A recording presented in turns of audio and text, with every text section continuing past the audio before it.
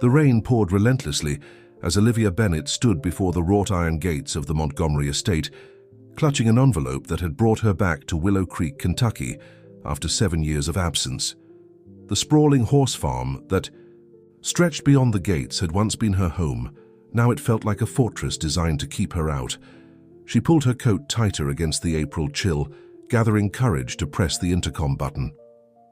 "I never thought I'd be back here," she whispered to herself, raindrops mixing with the tears she refused to acknowledge. The letter had arrived 3 days ago at her small apartment in Louisville. Thomas Montgomery, the man who had married her and then discarded her like yesterday's newspaper, was gone. And somehow, impossibly, her name was in his will. 7 years earlier, Olivia had been the daughter of a moderately successful horse trainer, working at her father's modest stables when Thomas Montgomery had entered their lives. The Montgomerys were Kentucky royalty, owners of the largest thoroughbred breeding operation in the state, with a bloodline as prestigious as the horses they raised. When Thomas had shown interest in her, Olivia's father had seen opportunity. The marriage had been arranged with shocking speed, a business merger dressed up as romance. From the beginning, Thomas had made his indifference clear. He spent most of his time at races, business meetings, or in the company of people Olivia never quite fit in with. Their conversations were perfunctory, their meals silent when they even ate together. Olivia had tried desperately at times to forge a connection, but was met with cold politeness at best, icy dismissal at worst. "I'm here to see Mr. Harrington," Olivia finally said into the intercom, referring to the family's longtime attorney. "I was told to come at 10. The gate swung open slowly, revealing the winding driveway lined with oak trees she had once loved. As she drove toward the main house, memories flooded back, the gardens she had tended, hoping to make the place feel like home, the stables where she'd spent countless hours, finding comfort in the company of horses when humans offered none. Eleanor Montgomery, Thomas's imperious mother, stood at the entrance of the colonial mansion, her expression as rigid as her perfect posture. Behind her was Rebecca Taylor, the woman Thomas had left Olivia for, now his widow. The sight of them together reminded Olivia of the day everything had fallen apart.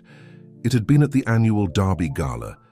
Olivia had arrived late, having spent time with an ailing mare, only to find Thomas openly doting on Rebecca, the daughter of his biggest competitor. The whispering had stopped when she entered the room. The knowing looks had told her what she was the last to know. Her husband had been carrying on with Rebecca for months, and everyone in their social circle was aware. The confrontation that followed at the Montgomery estate was brief and brutal. Eleanor had orchestrated everything, calling Olivia an embarrassment to the family name.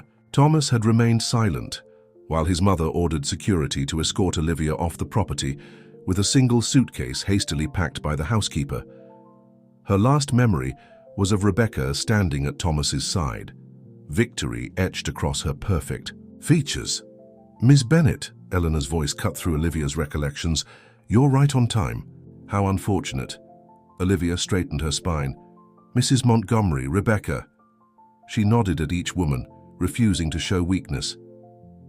Eleanor led the way to the study, where Walter Harrington waited with documents spread across the antique desk that had belonged to Montgomery patriarchs for generations. The room filled quickly with various family members and business associates, each eyeing Olivia with varying degrees of hostility and curiosity. "Now that we're all here," Harrington began, adjusting his glasses, "we can proceed with the reading of Thomas Montgomery's last will and testament."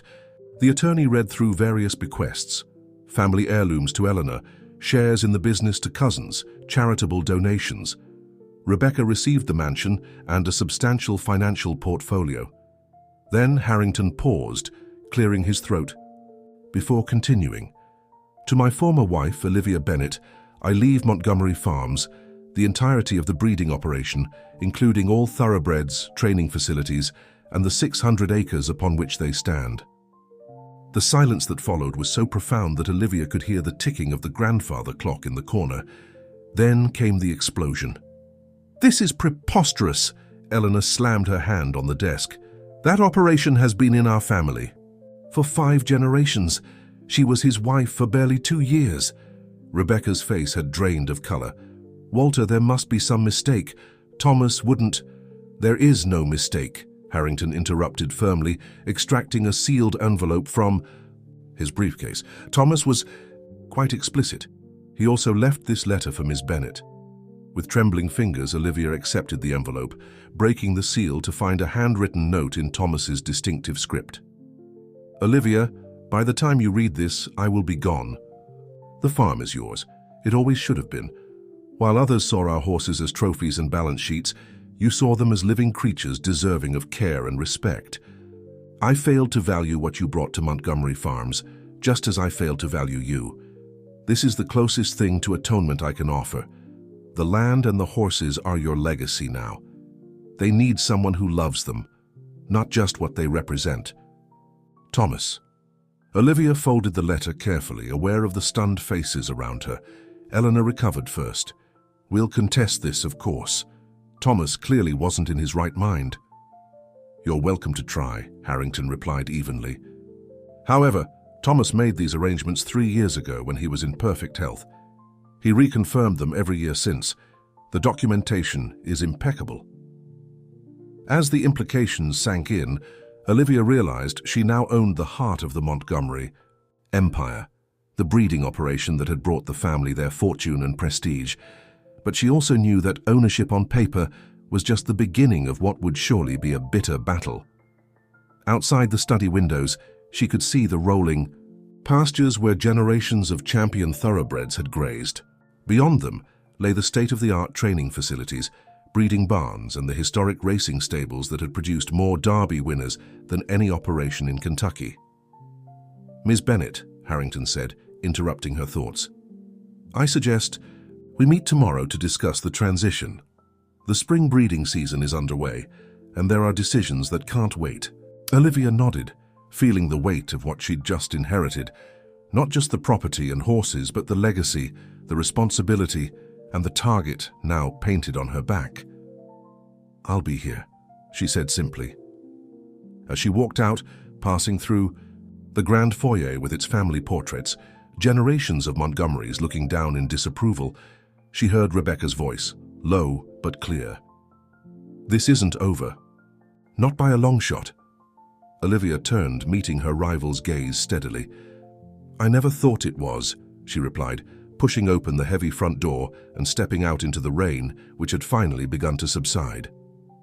The war for Montgomery Farms had just begun, but this time Olivia Bennet wouldn't be the one leaving with a hastily packed suitcase and a broken heart. This time she intended to stay. Olivia's first morning as owner of Montgomery Farms began before dawn. She'd spent the night at a small bed and breakfast in Willow Creek, unable to face the prospect of staying at the main house where Rebecca still resided. As she drove through the mist-covered pastures, the rising sun painted the Kentucky landscape in shades of gold and amber. For a moment, the beauty almost made her forget the challenges ahead. That illusion shattered the moment she pulled up to the main stables. A group of employees had gathered, their expressions ranging from curiosity to open hostility. At the center stood Jackson Hayes, the farm's manager who had worked for the Montgomerys for nearly 2 decades. "Miss Bennet," he said, stepping forward. His tone was professionally neutral, but his eyes were cold. "I understand there's been a change in ownership." "That's right," Olivia replied, extending her hand. He shook it briefly, his grip firm but distant. "I'd like to speak with all of you, if that's possible." Jackson nodded, and the stable hands, trainers, and office staff formed a loose semicircle around her. Olivia recognized some faces from her time as Thomas's wife, but many were new. "I know this is unexpected," she began. "I didn't come back to Willow Creek looking for Montgomery Farms, but now that it's mine, I intend to honor its legacy and the people who make it what it is. I was once part of this community, and I hope to earn your trust again." A tall woman with silver-streaked hair crossed her arms.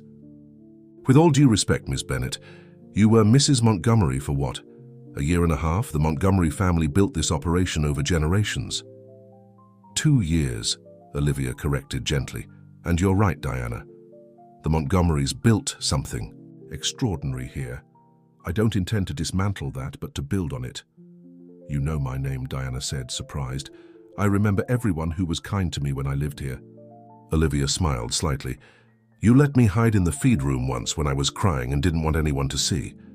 Diana's expression softened slightly, but Jackson cleared his throat. We have work to do. Mating schedules to keep. Training regimens to maintain. The derby's in less than a month and we have 3 horses running. Whatever's happening with ownership, the work doesn't stop. I agree completely, Olivia said. Please, continue as normal. I'll spend today getting reacquainted with the operation. Jackson, I'd appreciate some time with you to review the current projects and priorities. As the staff dispersed, Olivia caught snippets of whispered conversations. How long before she sells? Eleanor will never let this stand. Does she even know anything about breeding thoroughbreds anymore? Jackson led her to the office adjacent to the main stables, a space that had once belonged to Thomas's father. The walls were lined with photographs of champion horses, trophies gleaming in glass cases. I'll be direct, Ms. Bennett, Jackson said once they were seated. This is a $50 million operation, with contracts and obligations stretching years into the future. The staff is loyal to the Montgomery name. The clients are connected to the Montgomery reputation. Whatever legal right you have to be here, you're an outsider now. Olivia met his gaze evenly. I understand your concern, Jackson, but I'm not as unprepared as you might think. I've spent the last 7 years managing Riverview Stables in Louisville. It's smaller, yes, but I've overseen breeding programs, training schedules, and racing careers. My father taught me everything he knew, and I've added practical experience since then. Jackson's expression revealed nothing. And what are your intentions? To sell? To change everything?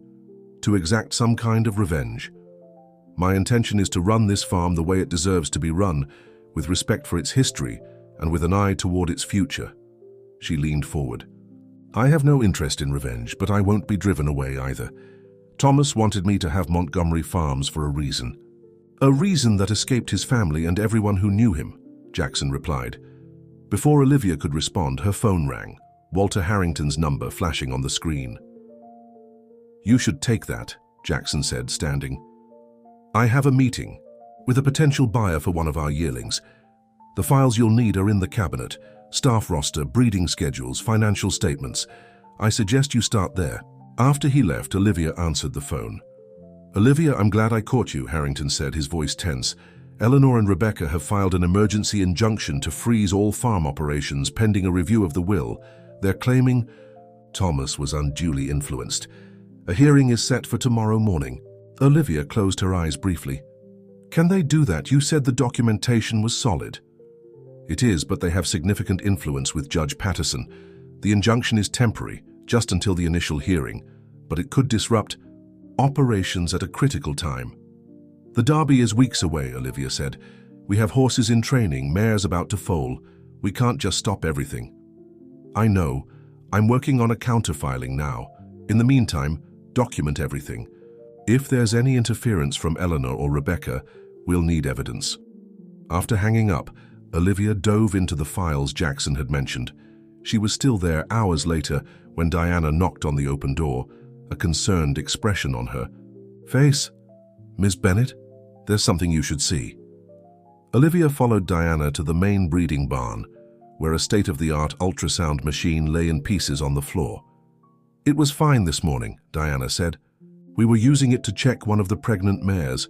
I stepped out for lunch, and when I came back, she gestured helplessly at the wreckage. Has this ever happened before? Olivia asked, examining the machine. The damage appeared deliberate. Connections severed, the screen cracked systematically. Never, Diana said firmly. These machines cost over $50,000. We treat them like gold. Olivia took photos with her phone, noting the time and date. Who had access to the barn? That's just it. Most of the staff. There's no way to know who did this. As Olivia was documenting the damage, Jackson appeared in the doorway, his expression darkening when he saw the destroyed equipment. What happened here? He demanded. Someone decided to send a message, Olivia replied. One that's going to be expensive to fix. Jackson's eyes narrowed. You think someone on the staff did this? These people are professionals. They wouldn't jeopardize the health of our horses. The timing is interesting, don't you think? My first day as owner, and suddenly valuable equipment is destroyed. Olivia turned to face him fully.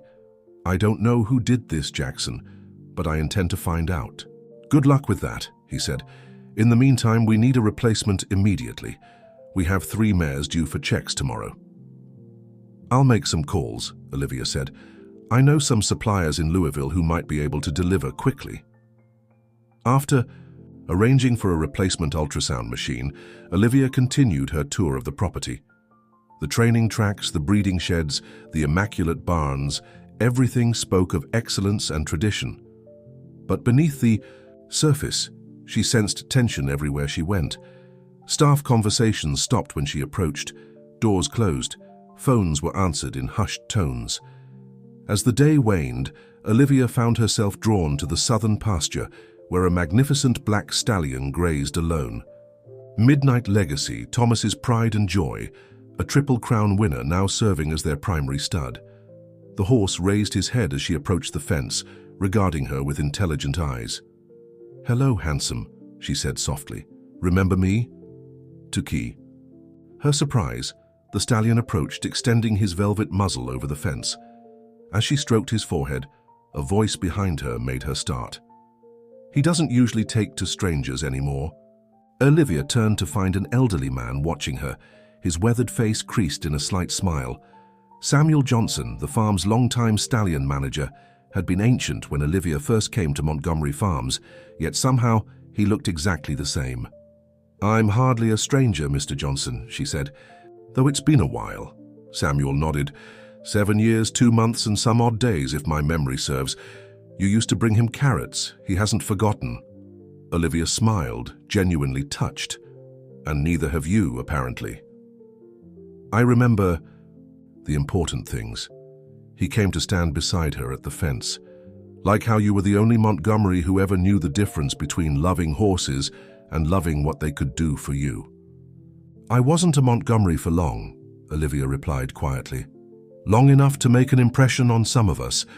Samuel gazed out at the stallion. That boy never did right by you. Might be he finally figured that out. Before Olivia could respond, her phone buzzed with a text from Walter Harrington. Emergency meeting at my office, 7 p.m., new developments. She looked back at Samuel, who nodded knowingly. You go on. The real work starts tomorrow, but remember, not everyone here is against you. Some just need to see which way the wind's blowing before they decide. Olivia left Montgomery Farms as the sun was setting, painting the same landscape that had looked so promising that morning in deepening shadows. The battle lines were being drawn, and she was only beginning to understand how much was at stake. Not just a business or a legacy, but the future of everything and everyone connected to Montgomery Farms. As she drove toward Harrington's office, in town, she glanced in her rearview mirror at the property receding behind her. Whatever Eleanor and Rebecca were planning, Olivia was determined to be ready. Thomas had given her Montgomery Farms for a reason, and she intended to discover exactly what that reason was. Walter Harrington's office was tucked away on the second floor of Willow Creek's oldest building, a red brick structure that had survived both time and the town's periodic attempts at modernization. When Olivia arrived, she was surprised to find Samuel Johnson already there, nursing a cup of coffee in the small reception area. Mr. Johnson, she asked, puzzled by the stallion manager's presence. The old man set down his cup. Walter asked me to come, said you might need some backup. Before Olivia could question him further, Harrington's door opened, revealing the attorney looking more rumpled than usual, his bow tie slightly askew. Olivia, Samuel, thank you for coming, he said, ushering them into an office lined with law books and Kentucky Derby memorabilia. Walter had owned a small share in a winning horse some 15 years earlier and had never let anyone forget it. We have a situation that couldn't wait until morning. Seated in one of the leather chairs across from Walter's desk was a young woman Olivia didn't recognize, her posture tense, hands clasped tightly in her lap. This is Melissa Cooper, Walter introduced. She works in the accounting department at Montgomery Farms. Melissa nodded nervously, her eyes darting between the three of them. "Ms. Cooper has brought some information to my attention that you need to hear," Walter continued, settling behind his desk. "Go ahead, Melissa." The young woman took a deep breath. "I've been working at the farm for about 3 years. I'm responsible for accounts payable and receivable, working under Mr. Hayes." She hesitated, then forged ahead. "Last year, I noticed some irregularities in the books. Money moving between accounts that didn't make sense. Invoices for services we never received. Payments to companies I couldn't find records for." "Financial improprieties?" Olivia asked, leaning forward. "I thought so at first," Melissa replied. "But when I brought it to Mr. Hayes's attention, he told me it was part of a tax structure Mr. Montgomery had set up, and that everything was above board. He instructed me not to worry about it." She bit her lip. "I let it go, but kept noticing more and more strange transactions. Then, after Mr. Montgomery's passing, Mrs. Eleanor Montgomery called me personally and asked me to prepare certain financial reports for her, reports that omitted these transactions." Walter placed a folder on the desk. "Melissa has provided copies of what she's found. It appears that for the past several years, significant funds have been diverted from Montgomery Farms to a series of shell corporations. The trail eventually leads to Cresthaven Agricultural Holdings." "Cresthaven?" Samuel straightened in his chair. "That's Victor Blackwell's company." Olivia felt her stomach tighten. Victor Blackwell owned Blackwell Thoroughbreds, Montgomery Farms' biggest competitor. The rivalry between the families stretched back decades. "Exactly," Walter confirmed. "Nearly $10 million has been channeled to Blackwell's company over the past 3 years." "That's impossible," Olivia shook her head. "Thomas would never do business with Victor Blackwell. Their fathers nearly came to blows at the Keeneland auction in '97. Thomas refused to even acknowledge Blackwell's existence at racing events, which makes these transactions all the more suspicious," Walter said. "There's more. Tomorrow morning, Eleanor and Rebecca are meeting with Blackwell at his office in Lexington. I have a source in the building who confirmed the appointment." Samuel's weathered face creased in concern. "Blackwell's been trying to get his hands on Montgomery breeding stock for years, particularly the Legacy bloodline. Midnight Legacy, the stallion Olivia had visited earlier. His lineage was considered the crown jewel of Montgomery Farms, with his offspring commanding prices in the millions." "You think they're planning to sell to Blackwell?" Olivia asked, trying to make sense of the information. "I think," Walter said carefully, "that the timing of Thomas's will, these financial irregularities, and this meeting with Blackwell cannot be coincidental. Thomas changed his will 3 years ago, the same time these suspicious transactions began." Melissa spoke up again, her voice steadier now. "There's something else. 2 days before Mr. Montgomery's accident, he came to the accounting office. Himself. He asked for copies of all transactions related to these numbered accounts. He seemed worried." She swallowed hard. "It was the first time he'd ever come to my department in person." A heavy silence fell over the room as the implications sank in. "Melissa," Olivia finally said, "thank you for coming forward. This must have been difficult for you." The young woman nodded. "I liked Mr. Montgomery. He was always kind to me. Whatever was happening, I don't think he was part of it, not willingly anyway." After Melissa left, Olivia turned to Walter. "What does this mean for the injunction hearing tomorrow?" "It complicates things," the attorney admitted. "If we bring this information forward now, it could trigger a larger investigation that might freeze operations at the farm for months. But if we don't, and Eleanor and Rebecca are planning something with Blackwell, they could sell off assets before the court confirms my ownership." Olivia finished the thought. Samuel, who had been quiet, finally spoke. "There's a third possibility. What if Thomas found out what was happening and changed his will to protect the farm? What if he knew Eleanor and Rebecca were involved with Blackwell somehow?" Walter nodded slowly. "It would explain why he left the farm to you, Olivia. Someone outside the immediate circle, but with enough knowledge and passion to protect it." Olivia recalled Thomas's letter. They need someone who loves them, not just what they represent. Had he known something was wrong? Had he been trying in his way to make amends and save Montgomery Farms at the same time? We need more information, she decided. Walter, can you delay the injunction hearing? I can try for a continuance, cite the need for additional discovery. It might buy us a day or two. Good. In the meantime, I need to get back to the farm. If Eleanor and Rebecca are meeting with Blackwell tomorrow, they might be moving pieces. Into place tonight. Samuel stood. I'll go with you. The night staff knows me, won't question my presence. By the time they reached Montgomery Farms, night had fully descended, the property illuminated only by security lights and the glow of the full moon. Samuel directed Olivia to park behind the equipment barn, away from the main house and office. Security. Cameras don't cover this area, he explained. Thomas never saw the need to monitor the equipment. They made their way quietly toward the main office complex. Through the windows, Olivia could see lights on in Jackson Hayes' office. He often works late, Samuel whispered, but let's avoid him for now. They slipped into the administrative building through a side entrance and headed for the records room. Olivia used the key Walter had given her, a master that Thomas had apparently left with the attorney, to unlock the door. What exactly are we looking for? Samuel asked as Olivia booted up the computer. Anything that connects the Montgomerys to Blackwell, she replied, typing in the login credentials Melissa had provided. Contracts, communications, meetings. They worked methodically, Samuel going through physical files while Olivia searched the digital records. An hour in, Samuel made a discovery. Look at this, he said, spreading out a stack of survey maps on the table. These are property assessments for Montgomery Farms, dated 2 years ago, but this section here, he pointed to the northwestern corner of the property, is marked for potential subdivision. Olivia frowned. That's where the training track and yearling pastures are located. Why would anyone consider subdividing that? It gets more interesting, Samuel continued, pulling out another document. This is a geological survey commissioned by Eleanor Montgomery 6 months ago.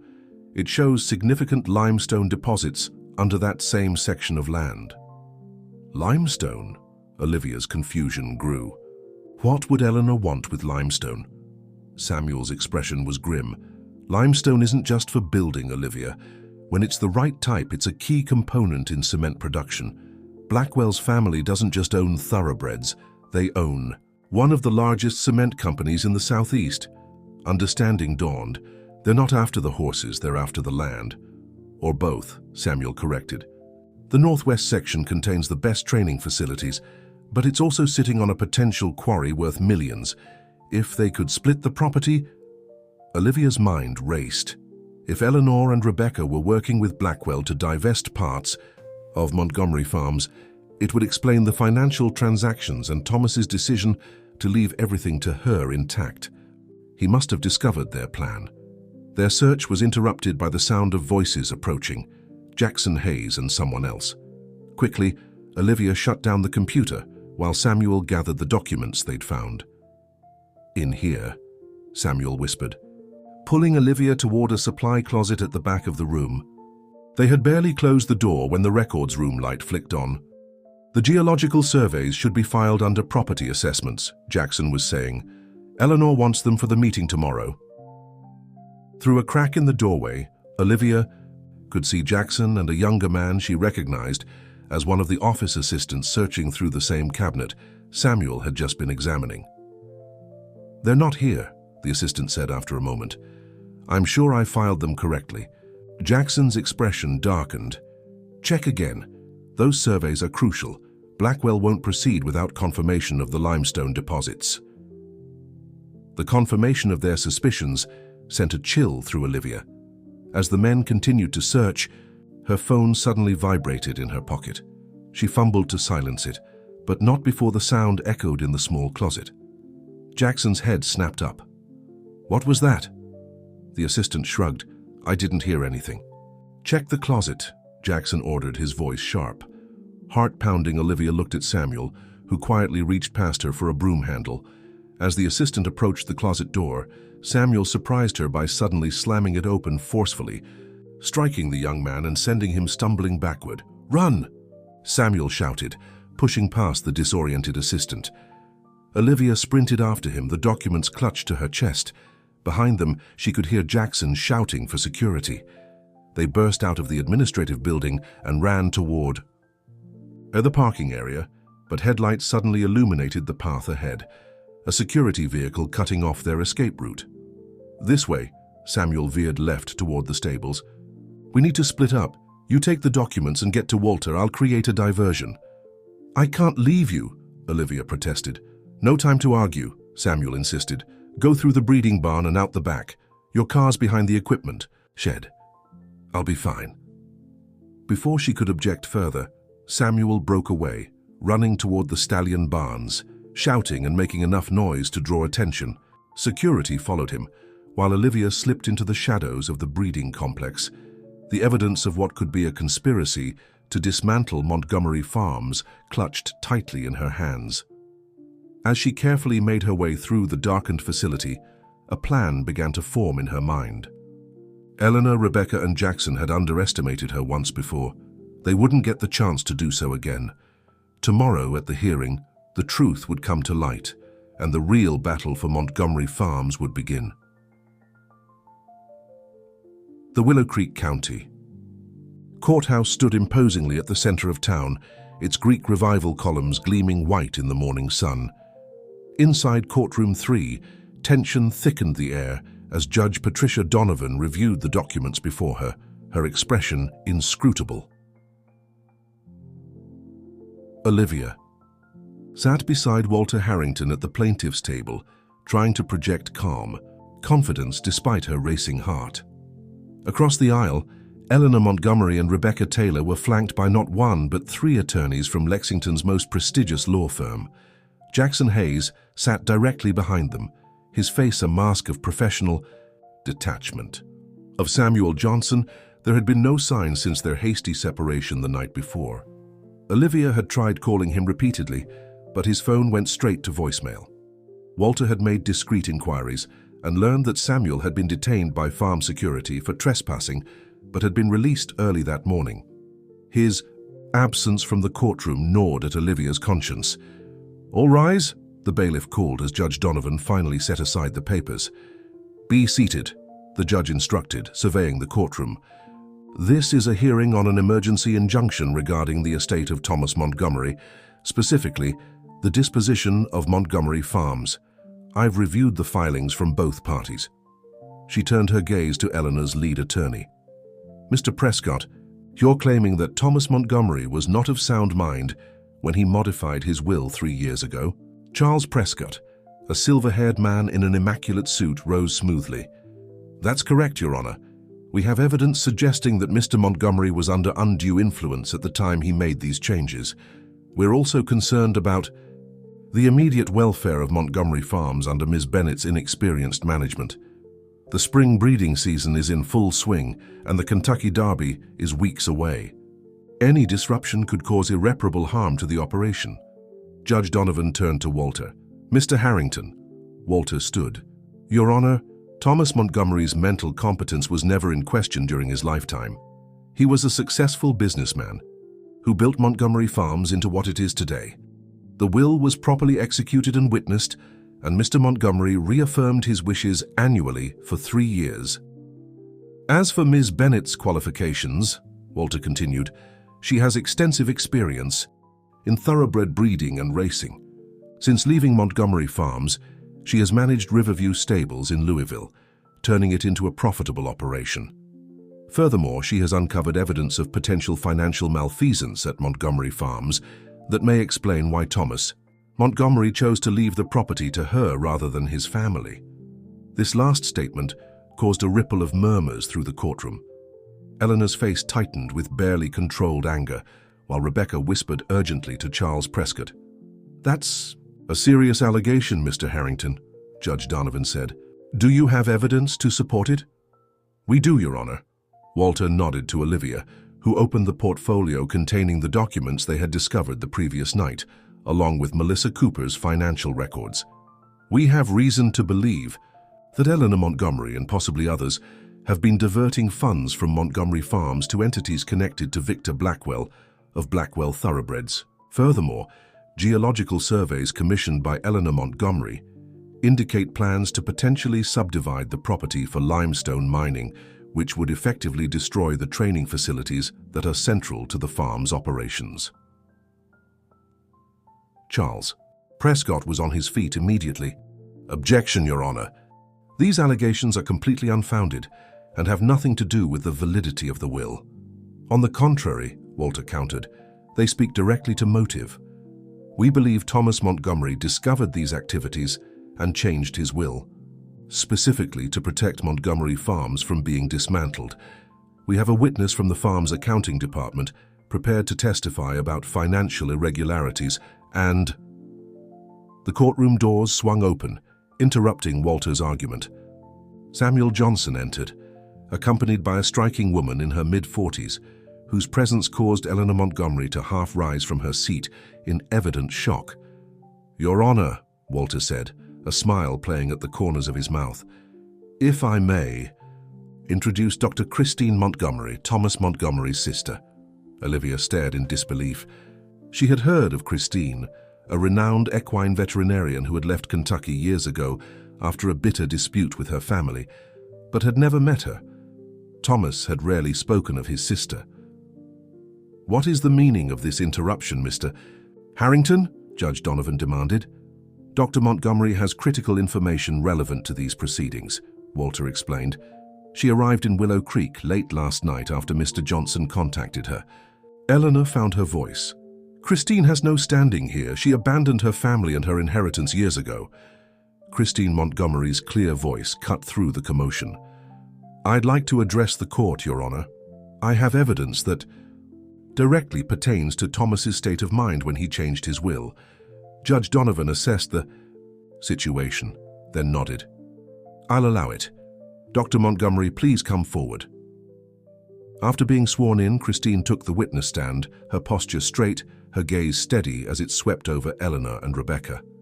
"Dr. Montgomery," Walter began, "when did you last speak with your brother, Thomas?" 3 days before his accident," Christine replied. "He called me in Colorado, where I've been practicing for the past decade. It was our first conversation in nearly 7 years." "And what did you discuss?" Christine's expression grew somber. "Thomas told me he had discovered something troubling. At Montgomery Farms, financial discrepancies that pointed to our mother and his wife working with Victor Blackwell. He had traced unusual payments and found plans to divide the property after his." She paused, choosing her words. "After he was no longer in control." "Objection!" Charles Prescott called out. "This is hearsay." "Your Honor," Walter interjected, "Dr. Montgomery has written documentation from her brother that corroborates her testimony." Judge Donovan nodded. "Overruled. Continue, Dr. Montgomery." Christine reached into her bag and withdrew a sealed envelope. "Thomas sent this to me immediately after our call. Inside is a USB drive containing financial records, along with a letter explaining his concerns and his plans to change his will to protect Montgomery Farms." As the evidence was handed to the judge, Olivia watched Eleanor and Rebecca. The older woman sat rigidly, her face ashen, while Rebecca appeared to be rapidly calculating her options, eyes darting between her attorneys and the exit. "Your Honor," Christine continued, "my brother was not just sound of mind when he changed his will. He was acting deliberately to protect the legacy of Montgomery Farms. He chose Olivia Bennett because he believed she was the only person who truly cared about the farm for what it was, not what could be extracted from it." Judge Donovan examined the documents, then looked up. "In light of this new evidence, I'm denying the request for an emergency injunction. Ms. Bennett will retain operational control of Montgomery Farms, pending a full hearing on the will's validity, which I'm scheduling for 30 days from now." She fixed Eleanor and Rebecca with a stern gaze. "Furthermore, I'm issuing a temporary restraining order preventing any substantial changes to Montgomery Farms' assets or operations by any party until that hearing.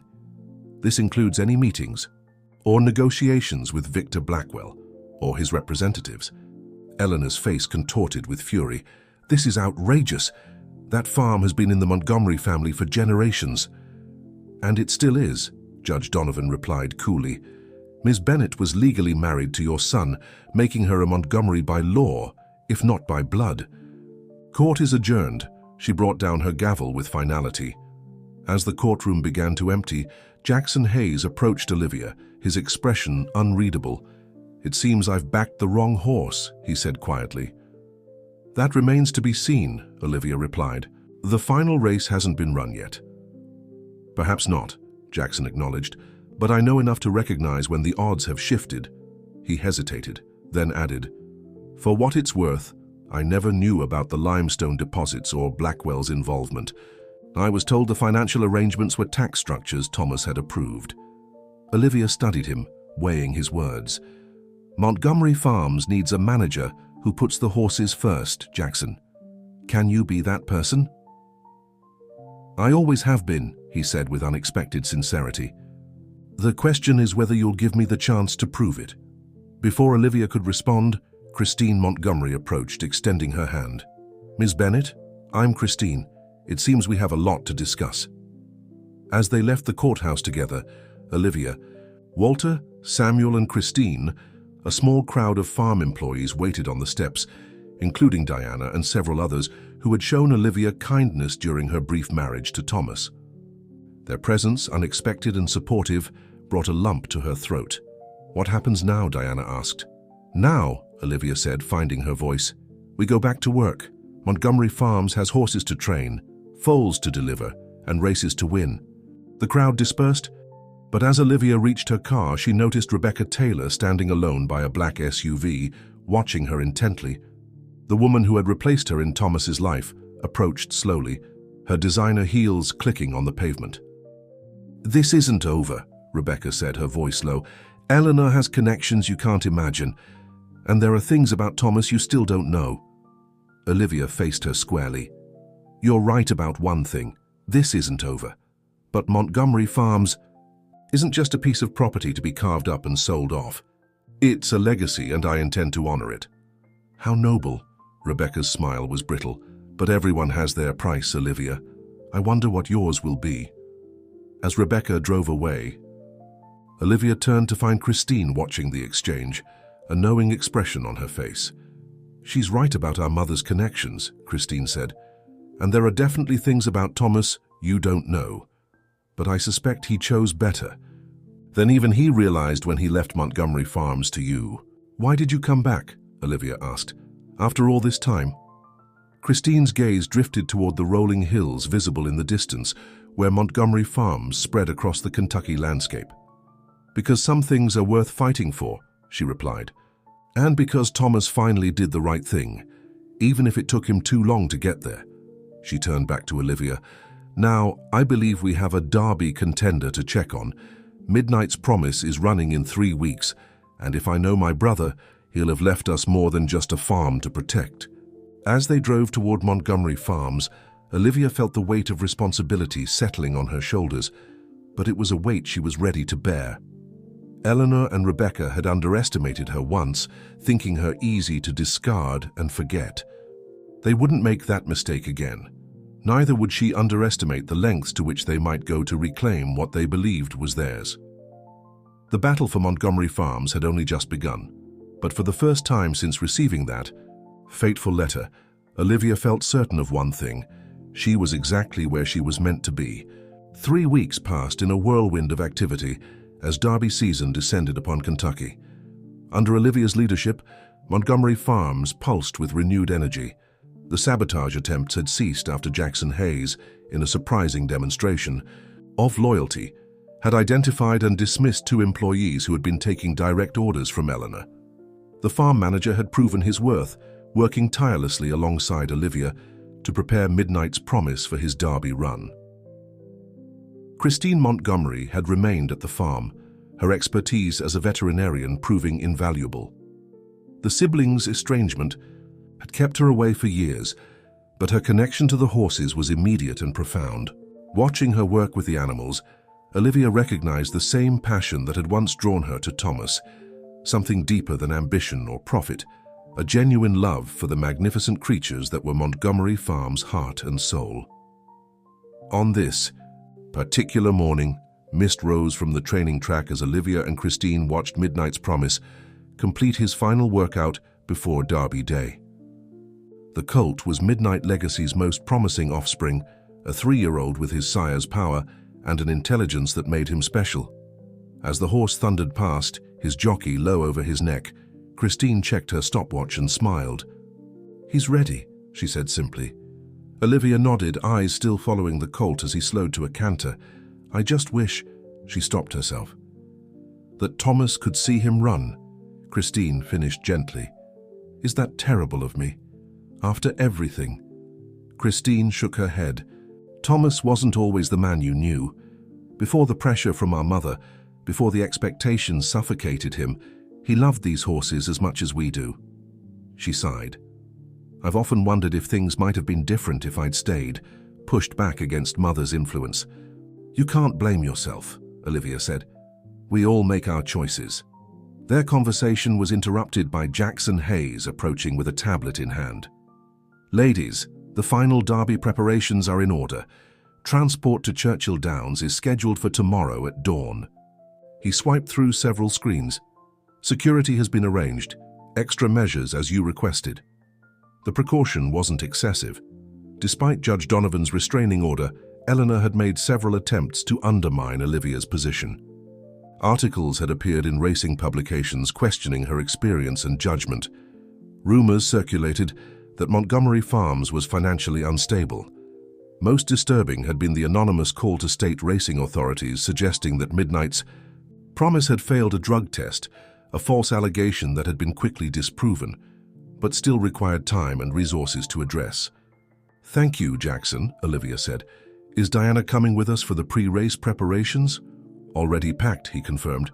"Samuel insists on joining as well, though I've told him repeatedly that a man his age shouldn't be standing for hours in that Derby crowd." Olivia smiled. "I'd like to see you try to stop him."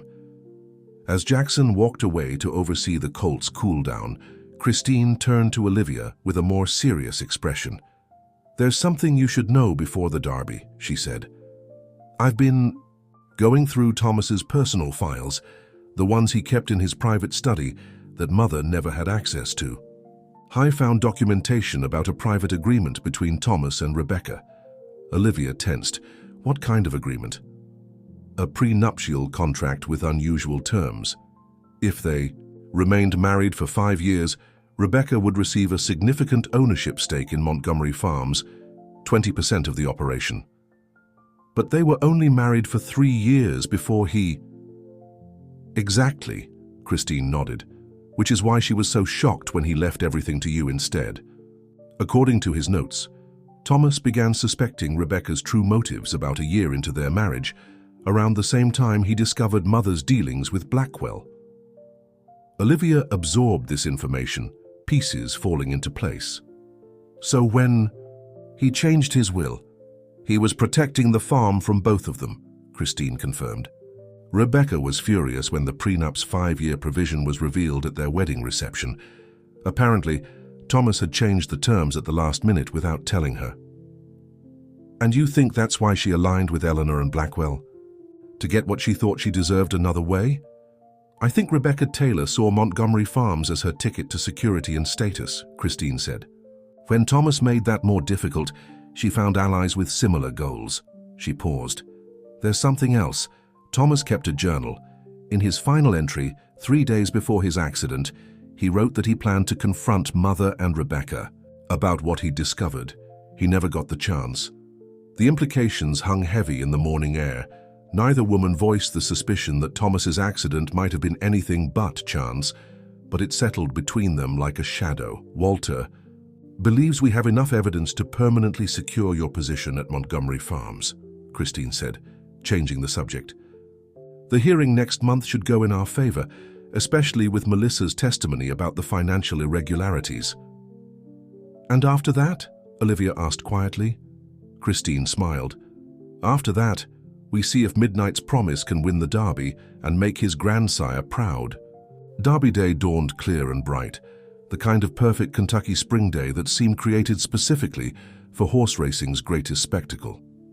Churchill Downs bustled with activity as the Montgomery Farms team settled into their designated area, Midnight's Promise calm at the center of the storm, his dark coat gleaming with health. Diana supervised the final grooming while Jackson coordinated with race officials. Samuel, resplendent in a suit that looked as ancient as he was, regaled anyone who would listen with tales of previous Derby victories. Christine conducted a final check of the colt, pronouncing him in peak condition. Olivia watched it all with a mixture of pride and disbelief. 6 weeks ago, she had been managing a modest stable in Louisville, living a quiet life far removed from the high-stakes world of elite thoroughbred racing. Now she stood at the helm of one of Kentucky's most prestigious breeding operations, about to watch her horse, run for the roses. "Ms. Bennett," the familiar voice cut through her reflections. Eleanor Montgomery approached impeccably. Dressed in Derby finery, her expression as cold as ever. "I see you've managed to get Midnight's Promise to the starting gate. Quite an achievement for someone of your limited background." Olivia met her gaze steadily. "Thank you for the acknowledgement, Mrs. Montgomery. Is there something I can help you with?" Eleanor's smile didn't reach her eyes. "I simply came to inform you that after today, regardless of the outcome, my attorneys will be presenting new evidence at next month's hearing. Evidence that will ensure Montgomery Farms returns to proper management." "More fabrications?" Olivia asked mildly, "or just the same ones repackaged?" Eleanor's composure slipped momentarily. "You have no idea what you're dealing with, girl. That farm has been in our family for generations. Do you truly believe Thomas wanted you to have it? A nobody who couldn't even give him children?" The barb struck its target, but Olivia refused to flinch. "Thomas made his choice, Mrs. Montgomery. Perhaps you should ask yourself why." "Mother." Christine appeared at Olivia's side, her tone glacial. "This isn't the place for your particular brand of diplomacy." Eleanor turned to her daughter, lip curling. "Christine, still playing veterinarian, I see. How charming that you found common cause with your brother's cast-off." "Actually," Christine replied, "I've accepted a permanent position as head veterinarian at Montgomery Farms. Olivia has been kind enough to offer me the guest house as a residence." This news clearly caught Eleanor off guard. "You can't be serious. After everything, Christine cut her off. "I've decided to honor what Thomas was trying to do. Perhaps you should consider doing the same." Security approached, having noticed the tense confrontation. "Is everything all right here, Ms. Bennett?" "Perfectly fine," Olivia assured them. "Mrs. Montgomery was just leaving to find her seat. The race will be starting soon." With a final, venomous glare, Eleanor moved away, disappearing into the crowd of Derby spectators. "That woman," Christine sighed, "has never known when she's beaten." "Is she?" Olivia asked. "Beaten, I mean. She seemed very confident about this new evidence." Before Christine could respond, the call came for horses to head to the paddock. The next hour passed in a blur of tradition and pageantry, the parade of horses, the playing of My Old Kentucky Home, the mounting of jockeys. Olivia found herself in the owner's box alongside Christine, Samuel and Walter Harrington, watching as 20 thoroughbreds loaded into the starting gate. Midnight's Promise, wearing the number 7 saddlecloth, entered calmly, his jockey, a veteran rider named Miguel Santana, giving him a reassuring pat. From their vantage point, Olivia could see Eleanor and Rebecca in another section, heads together in conversation. Then the gates opened, and all other concerns vanished as the field thundered past the grandstand for the first time. Midnight's Promise settled into 6th position along the rail, conserving energy as they rounded the first turn. Down the backstretch, Miguel guided him through an opening, moving up to 4th, then 3rd, as they approached the final turn. The crowd's roar built to a crescendo as the horses entered the stretch. Midnight's Promise, now in 2nd, switched leads smoothly and began to draw even with the front-runner. With 100 yards to go, he surged forward, his powerful stride eating up ground, crossing the wire a length in front. The Montgomery Farms box erupted in celebration. Samuel danced an impromptu jig, while Walter pumped his fist in the air. Christine grabbed Olivia in a fierce hug. "He did it," she cried. "Olivia, he did it."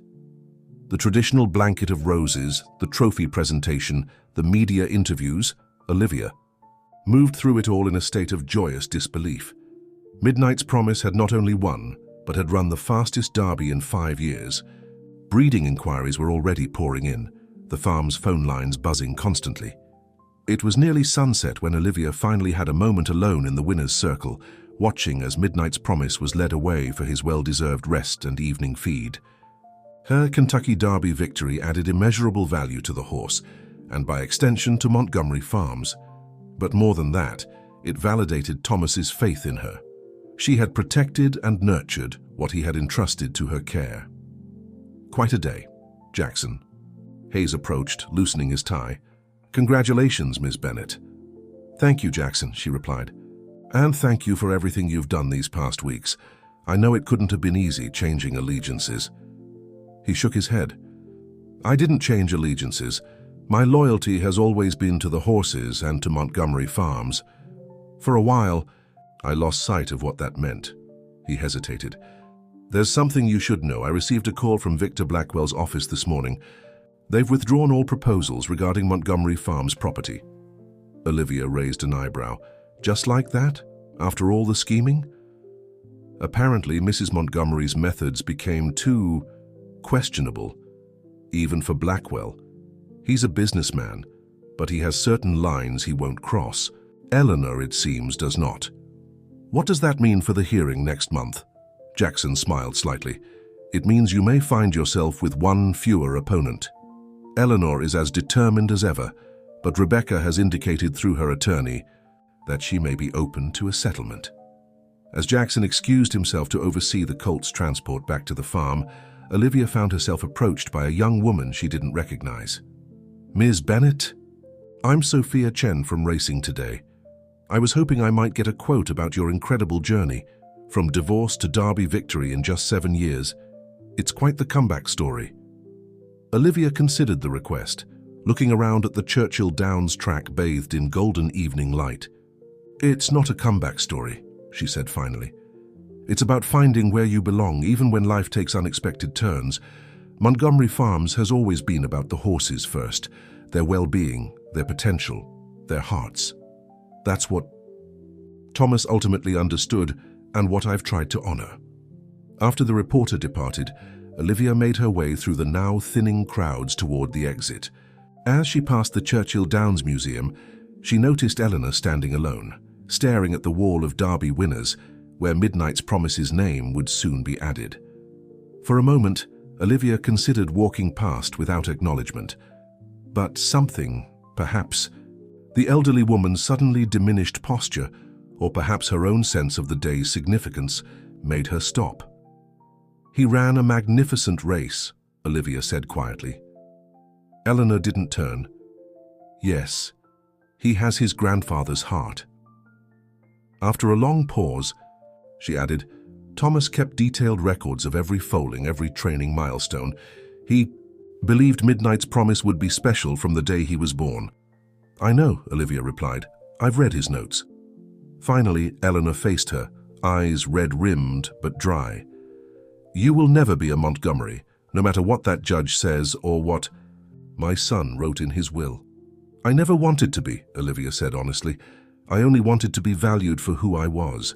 Something flickered across Eleanor's face, not softening exactly, but a momentary crack in her armor. Thomas made his choice. Time will tell if it was the right one. With that, she walked away, straight-backed and proud even in defeat. One to you. Month later, Olivia stood in the center of Montgomery Farms' main pasture, surrounded by staff, well-wishers, and members of Kentucky's racing community. The hearing had gone as Walter predicted. Judge Donovan had confirmed Olivia's ownership of Montgomery Farms, with conditions that protected certain Montgomery family interests.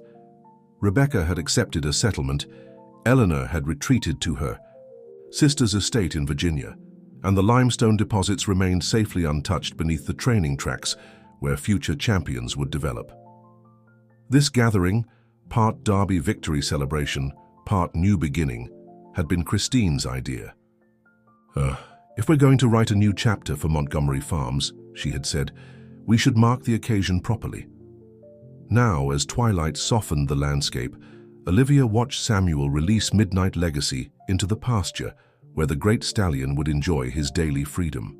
The horse trotted majestically across the field, stopping to graze near where Olivia stood. Behind him, in the adjacent paddock, Midnight's Promise frolicked with the energy of youth, his Derby victory already the stuff of legend, his future at stud assured. Diana approached, smiling as she handed Olivia a glass of champagne. "To new beginnings," she said, raising her own glass. "To Montgomery Farms," Olivia replied, including everyone in her toast. To its past, its present, and its future. As conversations flowed around her, Olivia found herself standing beside Christine, both women watching the horses in comfortable silence. "You know," Christine said finally, "when Thomas sent me that letter about changing his will, I thought he was making another mistake. I couldn't imagine how someone outside the family could possibly understand what this place means." She turned to Olivia. "I've never been happier to be wrong." "I think I understand now why he did it," Olivia replied softly. "It wasn't about punishing Eleanor or Rebecca. It wasn't even about making amends to me, though that was part of it. It was about saving something precious from people who couldn't see its true value." Christine nodded. "The Montgomery legacy isn't in the name, or the bank accounts, or the Derby trophies. It's there." She gestured toward the horses grazing peacefully as dusk settled over the Kentucky hills. "It always has been." As night fell, Olivia walked alone to the far edge of the property where a small memorial had been established. Not just for Thomas, but for all those who had contributed to Montgomery Farms' legacy over the generations. She placed a single rose from Midnight's Promise's victory blanket beside the stone marker. "We did it," she whispered. "Not just the Derby, all of it." The evening breeze carried the scents of grass, horses, and possibility.